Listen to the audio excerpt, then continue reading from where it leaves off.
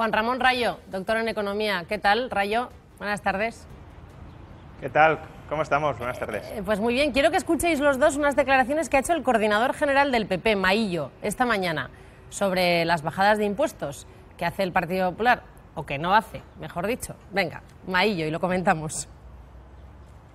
El Partido Popular de siempre, llevamos en nuestros genes, lo llevamos precisamente la bajada de impuestos. Lo hemos hecho siempre que hemos podido y así se nos identifica. Rayo, José Carlos, ¿lleva el PP en sus genes la bajada de impuestos?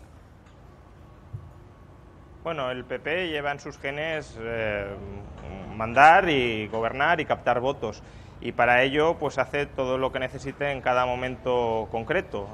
Minimiza su coste electoral, ya sea recortando el gasto o subiendo impuestos. En el año 2012 creía que el coste electoral lo minimizaba castigándonos a los contribuyentes con una subida histórica de impuestos, una de las mayores que hemos padecido en la democracia, y ahora considera que, como vuelve a haber algo de margen presupuestario, tampoco demasiado, pero algo de margen, pues repartiendo algunas dádivas entre los votantes podrá comprar votos bajando mínimamente los impuestos. Y digo mínimamente porque pagamos hoy más de 28.000 millones de euros más cada año en impuestos que cuando el PP llegó al poder. Por tanto, bajada de impuestos, no demasiada, como mucho una ligera, una tímida rectificación de la enorme subida con la que nos ha castigado estos últimos años.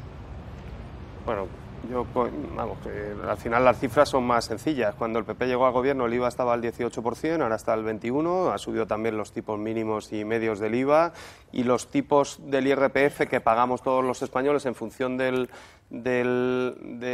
la renta que obtenemos son los mismos que estaban en 2011, o sea que no ha habido bajada del IRPF efectiva en la legislatura y en esta legislatura.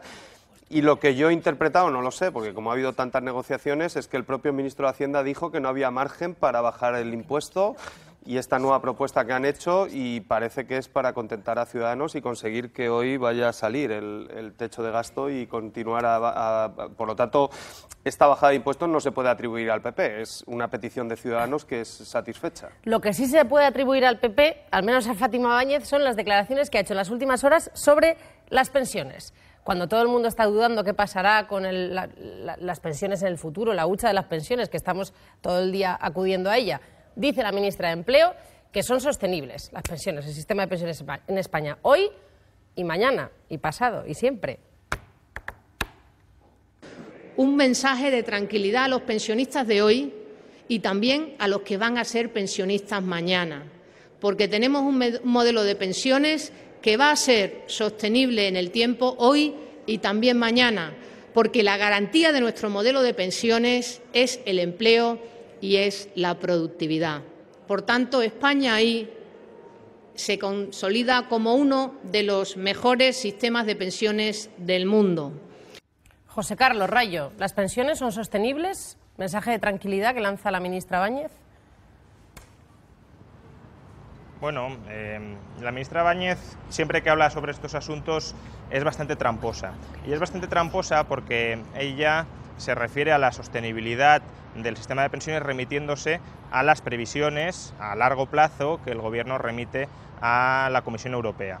Pues bien, en esas previsiones de futuro hasta el año 2060 que el Gobierno envía periódicamente a la Comisión Europea, es verdad que el sistema está en equilibrio, es verdad que el sistema no entra en quiebra, pero ¿por qué el sistema entra en equilibrio y no está en quiebra hasta el año 2060? Porque las pensiones, en términos relativos, sufren un recorte aproximadamente año 2050-2055 del 40% con respecto a las condiciones de jubilación actual. Es decir, la relación entre las pensiones y los salarios, que hoy está en torno al 70%, digamos, un pensionista cobra en torno al 70% del salario medio que ha percibido a lo largo de su vida, en el año 2050 será el 43% según el propio Gobierno, no según previsiones catastróficas de ningún ente o casa de análisis exterior, sino según el propio Gobierno.